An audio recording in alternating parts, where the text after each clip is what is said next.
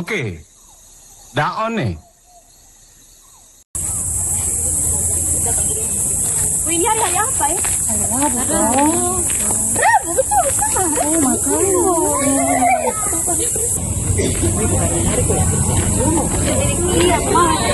Oh, makanya. Iya, nah, tapi bisa bisa lebih bikin habis. Curang dari apa nih? Mana hidup sampai kalau soal orang pun aduh kayaknya harus tahu, harus kasih tahu. Dan guys, ada yang omong ada yang omong kita kita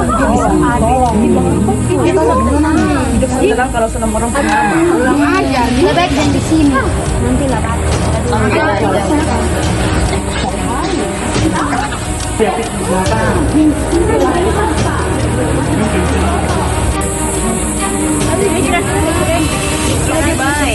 aduh, nggak bisa siap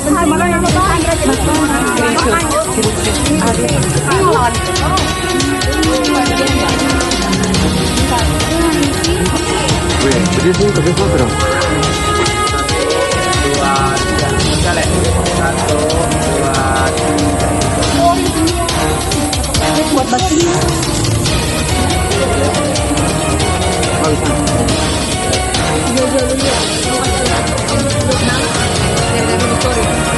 Kalau saya namanya lu cuma bikin minum. Tangga pusing. Foto makasih di Hongkong. Lihat dong, di sana ada kusir kami dan suami. Sabar sepitanya dulu ya. Ih, tak usah su. Tahu nanti udah dapat masalah dari dong. Tidak apa-apa, pitanya kepastian toh. Diam. Kami sudah datang. Kemana buat? Lihat, Jordan ada aktif di sosial media. Dia ada sindir orang. Dia ini pandai menggunakan sosial media dengan baik. Sebenarnya dia ada sindir ketong di sini. Sebenarnya dia tidak boleh seperti itu. Itu namanya dia tidak memanfaatkan sosial media dengan baik. Apalagi di era digital sekarang ini, gereja-gereja sudah memanfaatkan sosial media dengan baik untuk dong fungsi pelayanan yang sesuai dengan perkembangan zaman. Jadi kalau sosial media kita manfaatkan dengan baik, itu akan memudahkan kita.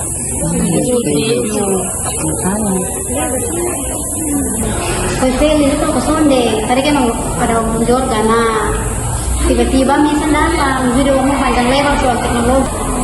Dia ngomong apa? Dia ngomong bilang perkembangan teknologi dengan media sosial, nah kenapa sih? Perkembangan teknologi dengan media sosial kenapa?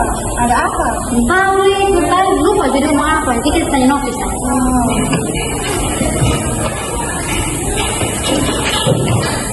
Media sosial berkembang sangat cepat di era digital sehingga media sosial ini mempengaruhi banyak hal dalam kehidupan sehari-hari.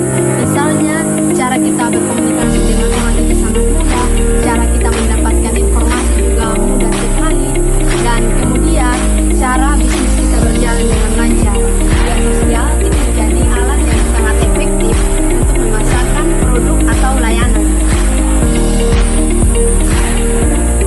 Sejak pertama kali muncul, media sosial menjadi terus berkembang dengan berbagai inovasi hingga akhirnya menjadi bagian penting dalam kehidupan modern. Selanjutnya kita akan sama-sama melihat beberapa perkembangan sosial media dari awal kemunculan hingga di era digital saat ini. Pada tahun 1978 muncul pertama kali yang namanya Bulletin Board System atau sistem papan buletin yang memungkinkan pengguna untuk berbagi informasi atau saling berkomunikasi secara elektronik menjadi cikal bakal platform komunikasi berbasis jaringan.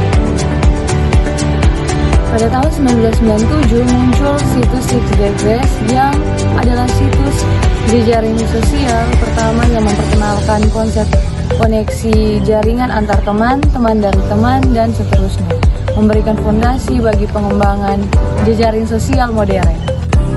Pada tahun 1999, muncul situs blogger yang menyediakan platform untuk membuat blog pribadi di mana pengguna dapat mempublikasikan ide, pengalaman, dan informasi secara mandiri. Pada tahun 2004 diluncurkan aplikasi Facebook yang kemudian sebagai platform yang menghubungkan pengguna di seluruh dunia. Hingga kini, Facebook tetap menjadi salah satu media sosial yang paling populer dengan fitur yang terus berkembang. Berikutnya, pada tahun 2009, Brian Acton dan Jan Paul meluncurkan WhatsApp sebagai aplikasi pesan instan yang awalnya fokus pada status sebelum berkembang menjadi layanan pesan terbuka. Berikutnya, pada tahun 2011, Google meluncurkan Google Plus untuk menghadirkan platform media sosial baru. Awalnya terbatas melalui undangan Google Plus, kemudian dibuka untuk umum, meskipun akhirnya dihentikan karena kurangnya minat para pengguna. Selanjutnya, Instagram diluncurkan pada tahun 2010 oleh Kevin Systrom dan Mike Geiger sebagai platform berbagi foto dan video serta sarana komunikasi. Termasuk dalam pembahasan mengenai kehidupan masyarakat dan juga gereja. Pada abad pertengahan, kekristenan bukanlah sebuah lembaga rohani yang muncul dengan terstruktur ataupun terorganisasi. Tetapi kekristenan dipengaruhi oleh budaya sosial yang ada dalam masyarakat Yahudi, Yunani, dan juga Romawi. Oleh karena itu, pada abad pertengahan saja, gereja dan masyarakat sudah berkaitan erat dan saling berbaur antara satu dengan yang lainnya. Saat itu dalam kisah para rasul juga menjelaskan bagaimana gereja dan budaya sosial dalam sebuah masyarakat itu juga terdapat nilai-nilai yang ada untuk mempengaruhi satu dengan yang lain. Oleh karena itu, pada zaman sekarang, gereja perlu menyikapi teknologi dan juga media sosial yang berkembang, supaya dengan memanfaatkan teknologi yang ada, gereja dapat memberitakan Injil dengan baik kepada setiap masyarakat dan juga setiap jemaat-jemaat yang ada melalui teknologi yang baik dan juga tujuannya yang baik. Di samping itu, secara teoritis dan teologis, gereja merupakan suatu bangunan rohani atau yang sering disebut sebagai tubuh Kristus yang berfondasikan Yesus Kristus sebagai fungsi tempat persekutuan segala umat, bangsa, dan masyarakat. Secara menyeluruh, panggilan gereja dikelompokkan menjadi 3 bagian, yaitu koinonia, marturia, dan diakonia. Dalam mengupayakan panggilan-panggilan ini, gereja dapat menggunakan teknologi secara baik dan benar dalam mengembangkan pelayanan dengan menggunakan platform-platform digital dalam menyampaikan kabar baik. Tanggapan gereja tentang perkembangan sosial media. Di era modern ini tentunya perkembangan sosial media semakin pesat dan tanpa batas usia. Nah, media sosial ini bagaikan atmosfer kedua yang bisa lepas dari tangan manusia. Dan tentunya dalam perkembangan sosial media ini, gereja harus update terhadap hal-hal seperti ini. Jika kita berkilas balik kepada COVID atau wabah COVID-19, di situ gereja atau jemaat menjadi terbiasa untuk menggunakan media sosial sebagai sarana peribadahan. Menurut Amsal 8 ayat yang ke-12, berkata demikian, aku hikmat, tinggal bersama-sama dengan kecerdasan, dan aku mendapat pengetahuan dan kebijaksanaan. Dan juga ayat yang ke-15, hati orang berbudi mendapat pengetahuan dan tidak mencari ilmu. Nah, manusia dianugerahkan pengetahuan sehingga manusia dapat menciptakan teknologi yang dapat digunakan di masa kini. Gereja digital memberi tawaran kehidupan menggereja masa kini, di mana gereja dapat menggunakan sosial media seperti Facebook, YouTube, TikTok, dan lain-lain. Dan juga gereja memiliki alamat website, penggunaan bidang multimedia menunjukkan sebuah kemajuan teknologi. Gereja harus keluar dari zona nyaman. Gereja berupaya untuk memahami pemakaian media sosial ini dengan baik, dan juga berupaya menjaga pelayanan dan pastoral di media sosial dengan baik. Secara tidak langsung, media sosial membantu gereja untuk dapat menyebarkan Injil tanpa terbatas ruang dan waktu. Gereja juga menyadari bahwa media sosial ini tentu memiliki potensi buruk tersendiri. Tetapi di sisi lain, melalui media sosial, gereja memiliki cara pandang baru mengenai Allah yang transenden. Gereja harus keluar dari zona nyaman sosialisasi pemakaian digital dengan tepat. Gereja juga harus memahami cara pemakaian di teknologi dengan baik, serta berupaya menjaga pelayanan dari pastoral dengan baik melalui sosial media. Globalisasi terus berkembang, gereja juga tidak perlu mengkhawatirkan akan hal itu dalam perkembangan teknologi, informasi maupun komunikasi melalui media sosial dalam gereja. Melalui sosial media, gereja dapat menyebarkan Injil tanpa terbatas ruang dan waktu. Gereja menganggap perkembangan komunitas manusia sebagai suatu perjalanan yang membawa umat dari kekacauan bahasa di Menara Babel menuju Pentakosta, yang dimana komunikasi ini dipulihkan oleh Yesus Kristus dan juga Roh Kudus. Gereja menanggapi perkembangan sosial media ini dengan sangat begitu baik. Seperti yang kita tahu bersama bahwa gereja menggunakan sosial media sebagai tempat untuk mengabarkan Injil, sehingga pengabaran Injil ini dapat diakses oleh banyak orang dengan sangat begitu mudah dan jangkauannya yang begitu luas. Kemudian kita masuk dalam perkembangan sosial media di dalam kehidupan gereja dan juga masyarakat, yang termasuk di dalamnya perkembangan pelayanan, misi, dan juga pendidikan iman.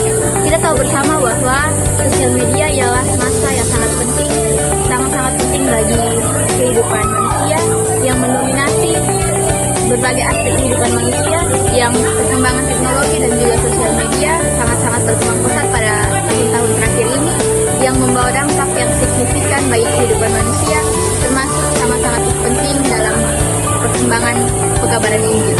Sekarang gereja juga masuk dalam arus penyebaran teknologi atau yang kita kenal dengan istilah Church 4.0. Untuk itu, usaha gereja ialah untuk menyebarkan pelayanan melalui ibadah dari online dan penerimaan Alkitab dalam berbagai bahasa yang dapat diakses oleh seluruh orang-orang dimanapun mereka berada.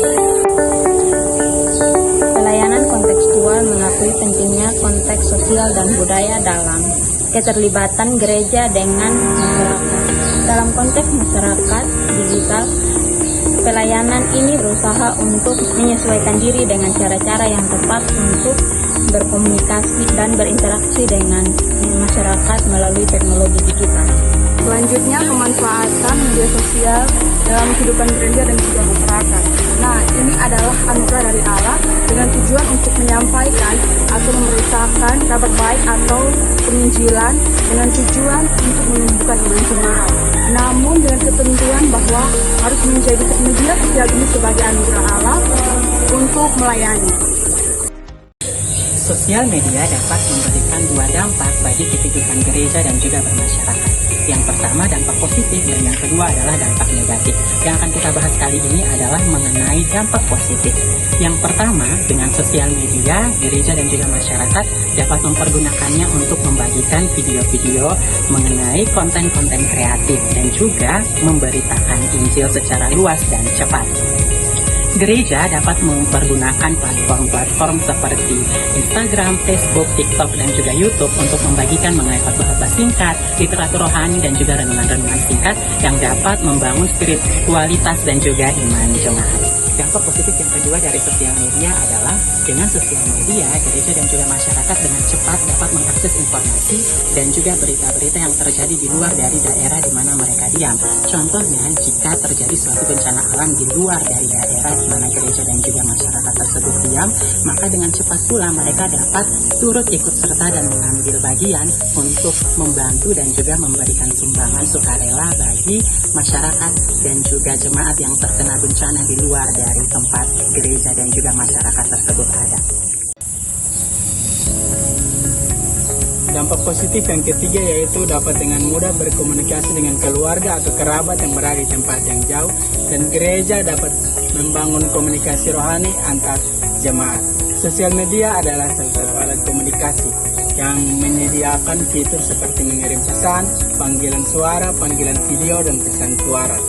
Hal ini mempermudah masyarakat untuk mengetahui keadaan atau kabar kerabat atau keluarga yang berada di tempat yang jauh. Gereja juga dapat memanfaatkan sosial media untuk membuat grup-grup yang terdiri dari anggota jemaat untuk saling berbagi cerita dan mencari solusi, berdoa bersama, dan membangun solidaritas antar jemaat.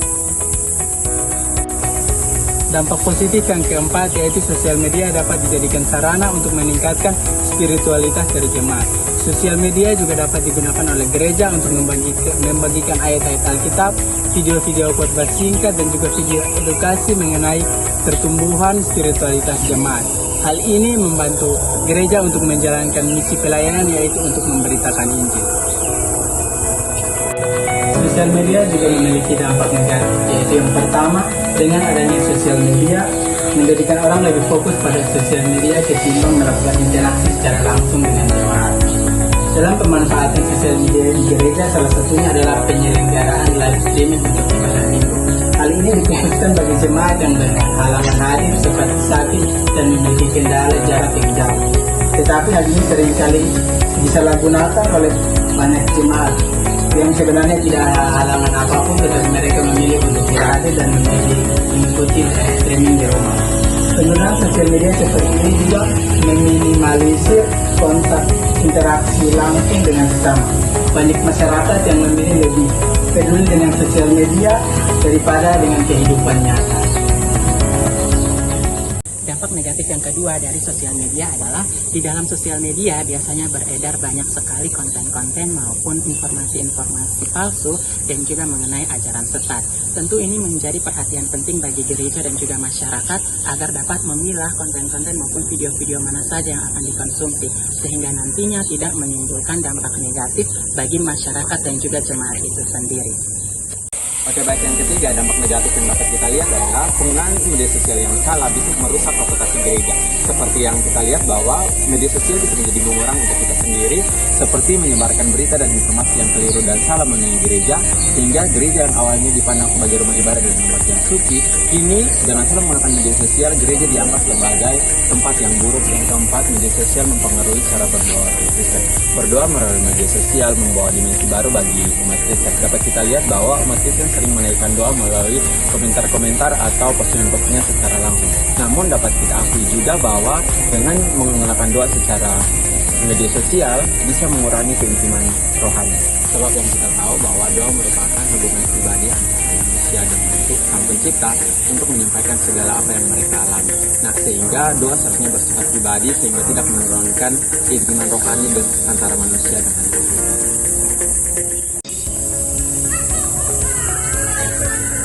Dalam dunia sekarang ini, perkembangan teknologi sosial media tidak dapat dipungkiri. Ada hal positif dan juga ada hal negatif yang ada di dalamnya. Nah, ada beberapa cara yang digunakan untuk dapat menanggapi hal-hal negatif dari penggunaan sosial media. Yaitu yang pertama, dalam dunia pendidikan, pemerintah secara khusus mempersiapkan guru bimbingan konseling untuk membimbing bagaimana pelajar dapat menggunakan sosial media secara baik dan benar. Komitmen dari para guru pembimbing konseling ialah mengajarkan nilai-nilai keimanan kepada Tuhan secara pribadi dalam keluarga, dunia pendidikan, dunia kerja, dan masyarakat sekitar. Yang kedua, pelayanan holistik orang tua. Holistik artinya secara menyeluruh.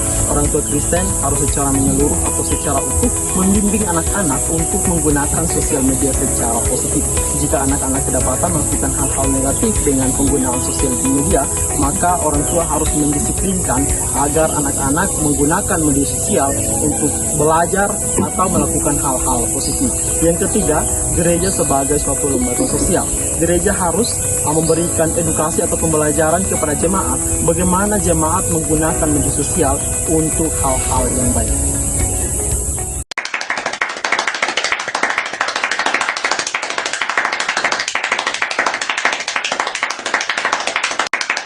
Sosial media sebagai sarana kasih, pelayanan dan kesaksian gereja. Selamat memanfaatkan sosial media dengan baik. Jangan lupa like, comment, subscribe, dan share Ke seluruh sosial media kalian. Tuhan Yesus memberkati. Shalom. and yet